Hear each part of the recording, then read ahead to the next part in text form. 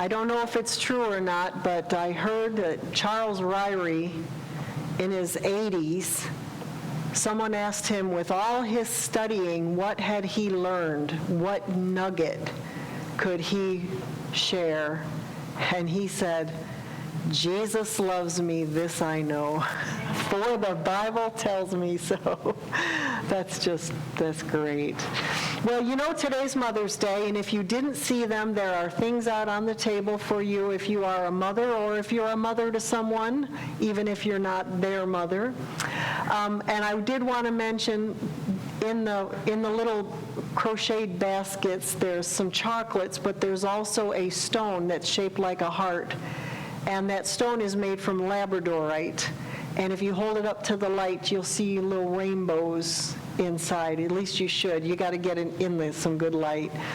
But please take one for yourself or for your mother or for someone who you know is a mother, if there's any left out there. And also, Sue Ann made some cute little, the glass jars with the candy in them. They're just adorable. So take them. And thank you for being a mother. And we're going to talk today about a mother's faith. I actually had a different sermon prepared.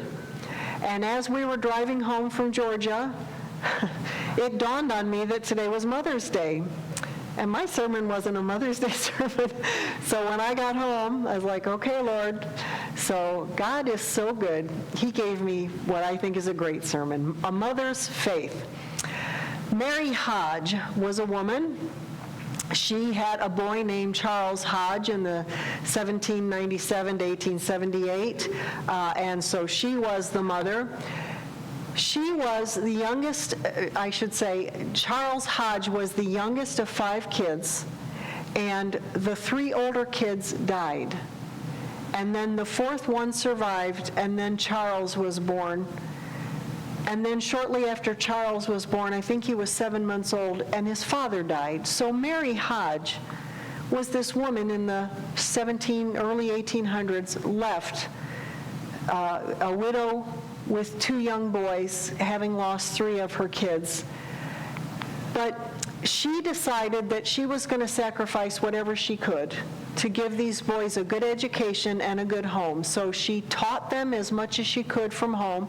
She actually had a home, but in order to get the money, she rented out the whole home except for 1 bedroom, and she and her boys lived in the 1 bedroom in her house, so she could rent the house out to other people for money. And then she'd also go do laundry for people, because, you know, a woman in the 1800s, there's not much you can do. But she gave her boys the best education she could, and she taught them the Bible, and she taught them prayer. And then they would catch her praying. She would get up before them, like, who was it that said their mother was up? Was it you? Who was it said? Carolyn, thank you. Carolyn would say that she'd get up and see her mother up. Well, Mary would do the same. She would get up early, have her prayer and her quiet time, and she prayed especially for her boys. One of her sons, Charles, ended up at Princeton, and because she sacrificed mightily for him to go there. And then he stayed on at Princeton until he retired, and he led thousands of boys to Christ, all because his mother sacrificed and prayed. He gets all the glory for what he did, but behind him stood her. It's a joke, I know, but I've always heard behind every great man is a woman rolling her eyes.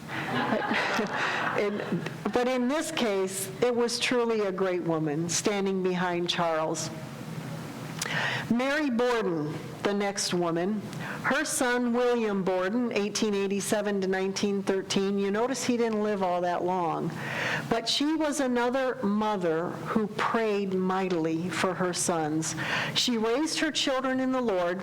She was determined to raise them in the Lord, and she made sure that they attended church faithfully. Their father was a Christian, but he wasn't that committed, and so she would take the kids to church and teach says she taught them to pray, and she taught them to read their Bibles, and she made sure they got a good education, and they were faithful at church. And William, when he got older, decided to join the China Inland Mission. Now, that was the mission that was started by Hudson Taylor, but he had noticed that there were Muslims in China that nobody was reaching. And so he decided he would join the China Inland Mission to reach those Muslims that nobody else was reaching. And he actually started school. They had to go to school and learn Arabic and then learn, Chinese customs and all that stuff. And while he was at school, he contracted tuberculosis and he died. But his mission, Hudson Taylor was already on his way out there, and what he did inspired several others to take up what he had started and go in his place. And his mother found in his journal that he had written, "No reserve, no retreat, no regret." And I thought that was just beautiful.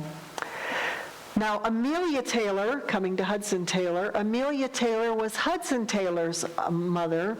Hudson Taylor, if you ever get a chance to read his biography, or I don't know, no, it's a biography, not an autobiography, so inspiring. I challenge you to read it because it'll change your life. He was born in the middle of the 1800s, and he lived up to 1905. His parents dedicated him to the work in China from birth, but he didn't know it. He was kind of a wayward child, kind of got into trouble and stuff, but his mother was praying for him, and she had dedicated him to the ministry at birth, kind of like Samuel, but he still didn't know it. But something happened to him. He was in his father's library just kind of futzing around in there and pulling books off the shelf and looking at them. Well, he pulled this one book off the shelf, and it was called Poor Richard. And I don't know what about it caught his attention, but he started flipping through it, and a sentence from the Bible popped out at him, the finished work of Christ. That verse, or that's even just a fragment of a verse, it grabbed him. And his life was changed. We just never know what's going to hit us. We never know what's going to hit somebody. Pray, pray, pray, because you never know what God's going to use to change somebody's life. This fragment, the finished work of Christ, grabbed him. And from that moment on, he turned his life around. He started dedicating himself to Christ, and he decided he was going to go to China. He had no idea his mother had dedicated him to China from birth. He still didn't know it. He didn't actually know it till he got to China. But he decided he was going to China. It was the 1800s. Nobody had gone there. There was no ministry there. And so he was going to be the first. And he ended up going all by himself. He had no funds. He literally had a couple of pounds in his pocket. I think they were British. A couple of pounds in his pocket. He had no contacts. He landed, he got off the boat, and he stood there looking around. There was nobody to meet him. He had no support back home. The money in his pocket was it. But he knew that God had sent him to China. And he spent 51 years there, opening up and going deeper and deeper and deeper into China and bringing Christ to people who had never even heard of him, not even a flicker.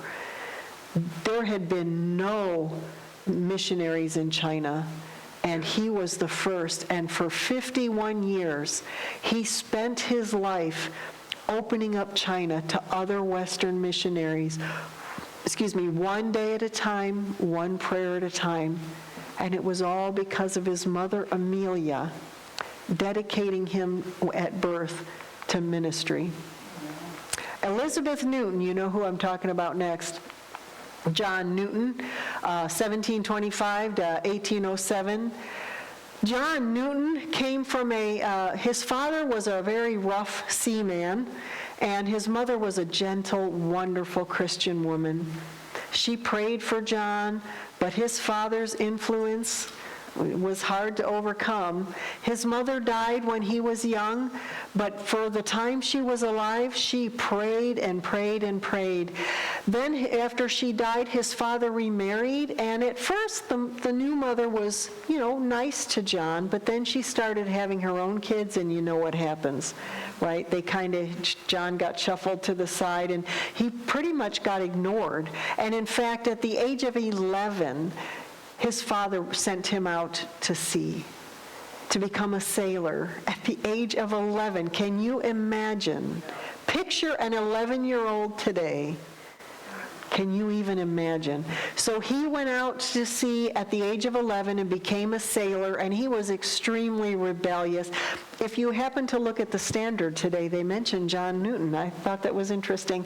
But he actually did a few things and was enslaved for 3 years until he was able to become free again. And then he kept being, just a sailor on someone else's ship. He was traded over to a slave ship, and he started to prosper there. He didn't get any better. He was still very rebellious and wicked, and he would treat the slaves so harshly.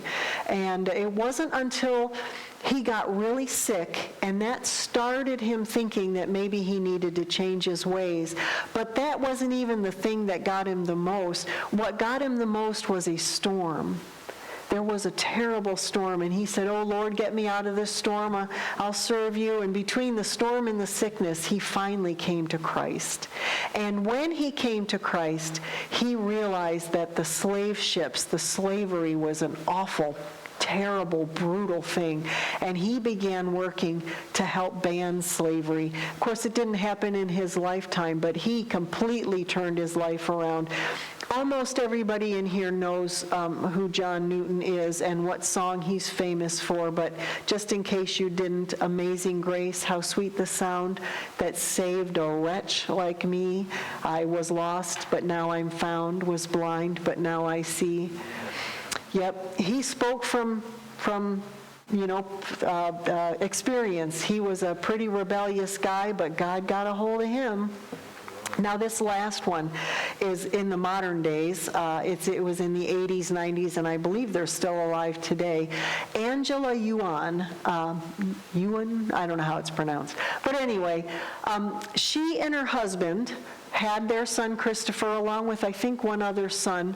But anyway, they were both from communist China.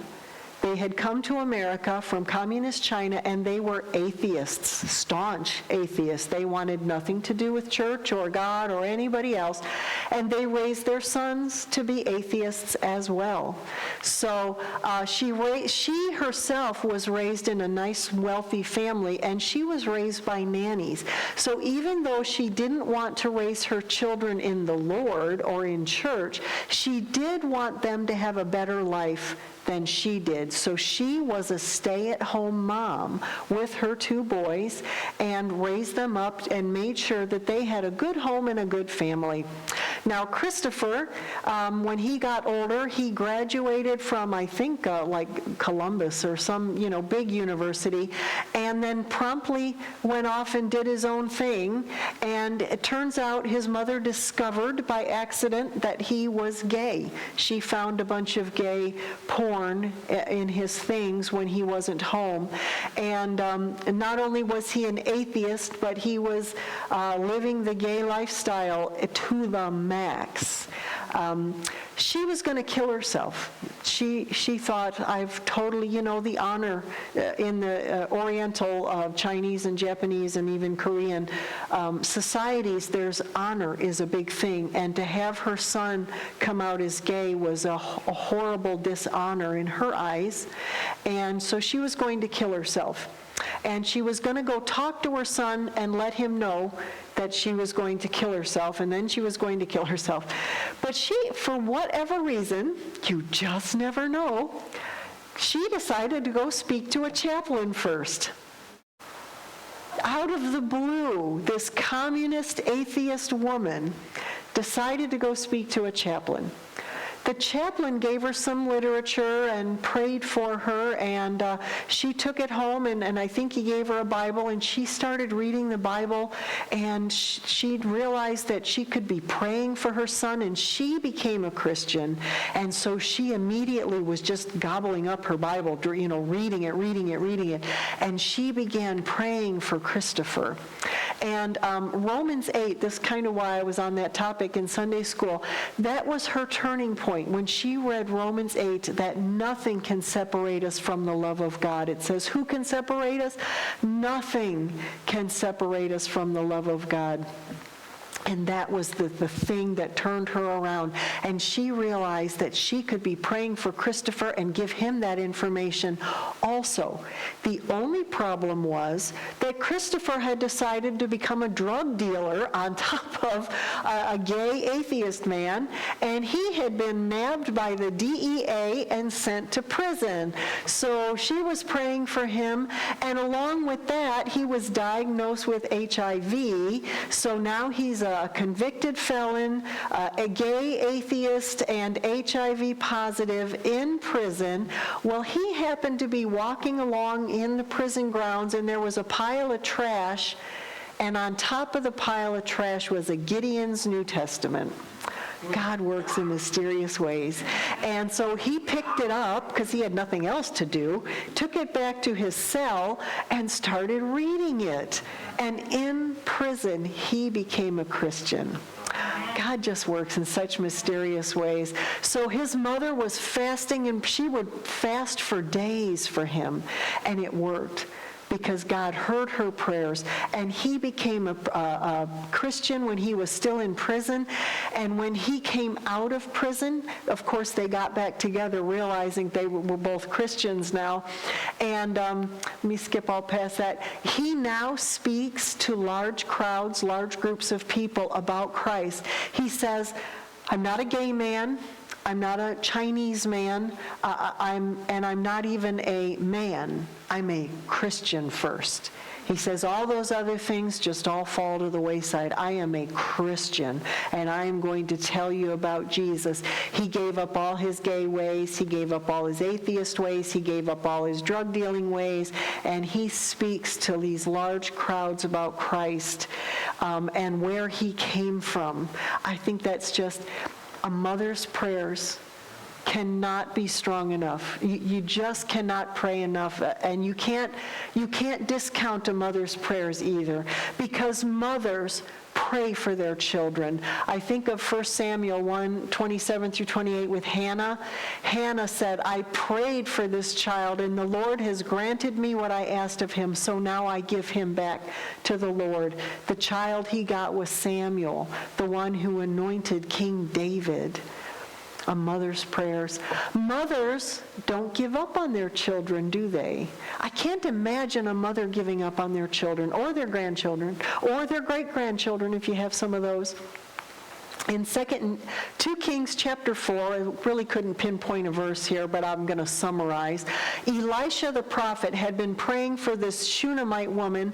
She had been opening up her home. Every time he passed by, she made a room for him, and he would go up and spend time in the room.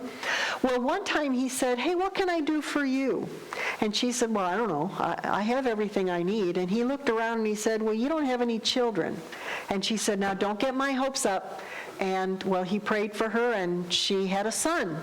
And if you've known the story about the boy with the headache, when the boy was older, he was out in the field, and he went running to his father, and he said, my father, my head, my head. And then he died. It kind of sounds almost like an aneurysm.